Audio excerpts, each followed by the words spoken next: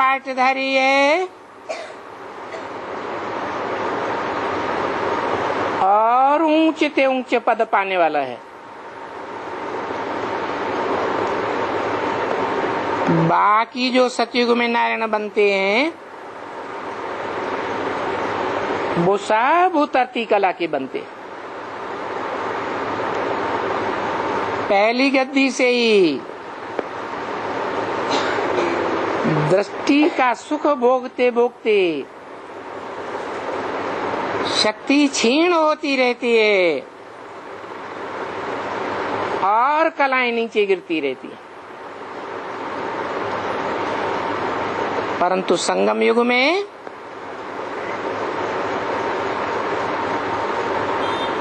जो नर से डायरेक्ट नारायण बनता है, सारे विश्व का मालिक बनता है, वो चढ़ती कला का है, उतरती कला का नहीं। क्योंकि अतीन्द्रिय सुख भोगने वाला है। अतीन्द्रिय सुख भोगने वालों में सबसे ऊंची स्टेज वाला है।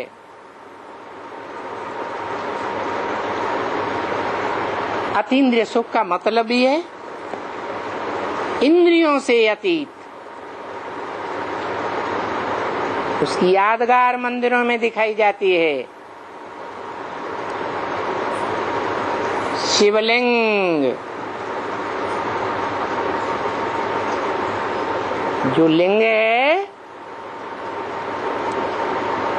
मूर्ति तो है, साकार तो है,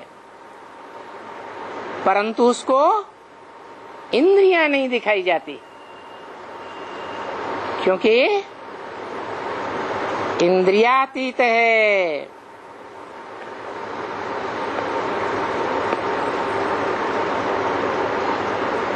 और वो अकेला ही ये नहीं है,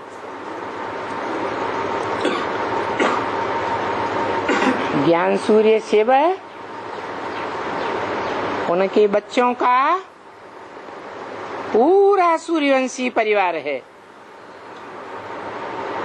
जो अतीन्द्रिय सुख भोगने वाला है। इसलिए गायन है, अतीन्द्रिय सुख पूछना हो तो गोप गोपियों से पूछो। किससे पूछो? नाम गोप गोपियां क्यों दिया? जैसा काम वैसा नाम। गोप माना ही गुप्त। जरूर भगवान बाप के साथ गुप्त संबंध जोड़ा है। संबंध इंद्रियों के द्वारा ही जोड़े जाते हैं, परंतु जिसके साथ इंद्रियों के संबंध जोड़े हैं वो निराकार की बात नहीं है। निराकार को इंद्रियां होती हैं क्या? किसकी बात है? जिस साकार में वो निराकार प्रवेश करता है वो साकार पहले तो पतितम कामी कांटा होता है। इंद्रियों से अतीत नहीं कहा जा सकता, क्योंकि पुरुषार्थी जीवन है। पुरुषार्थी का अर्थ ही है पुरु माने शरीर रूपी पुरी, श माने शयन करने वाला। शरीर रूपी पुरी में शयन करने वाली आत्मा, आनंद करने वाली आत्मा, शांति का अनुभव करने वाली आत्मा। परंतु वो तो संपूर्ण आत्मा की बात है। जो अपूर्ण आत्मा देह के अटैचमेंट में होती है उसको संपूर्ण थोड़ा ही कहेंगे।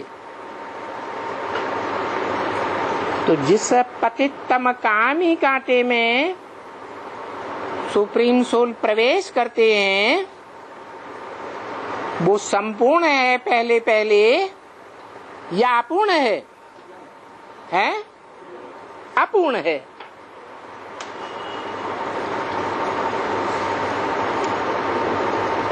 परंतु शिव सुप्रीम जो चैतन्य ज्ञान सूर्य है वो उसमें प्रवेश करता है।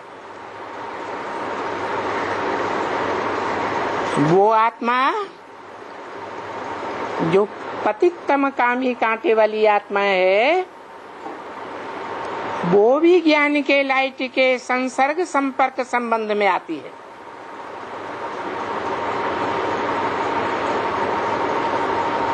लाइट कोई स्थूल लाइट नहीं है, त्रिकालदर्शी के सच्चे ज्ञान की लाइट है। तीनों कालों में सृष्टि की सत्यता क्या है? वो सच्चाई का ज्ञान है। वो सच्चाई ही गॉड इज ट्रुथ कही जाती है और ट्रुथ इज गॉड कहा जाता है। नहीं तो वो क्या है? वो अखूट ज्ञान का भंडार ही है। वो अखूट ज्ञान का भंडार इस सृष्टि पर जब आता है तो आत्मा रूपी बच्चों के बीच जो बड़े से बड़ा बच्चा है, लंबे से लंबी आयु वाला है, बड़ा बच्चा लंबी आयु वाला होता है ना, तो उस बड़े बच्चे को वर्षा देता है पहले पहले। यही परंपरा खास करके भारत के राजाओं में और दुनिया में भी चली आ रही है। हिस्ट्री में जो भी राजाएं हुए हैं उन्होंने अपने कौन से बच्चे को राजाई दी? बड़े बच्चे को राजाई दी। इसीलिए गीता में भी लिखा हुआ है मम वर्तमान वर्तन्ते मनुष्या पार्थ सर्वस्य। दुनिया में जो भी मनुष्य मात्र हैं वो मेरे रास्ते का ही अनुगमन करते हैं।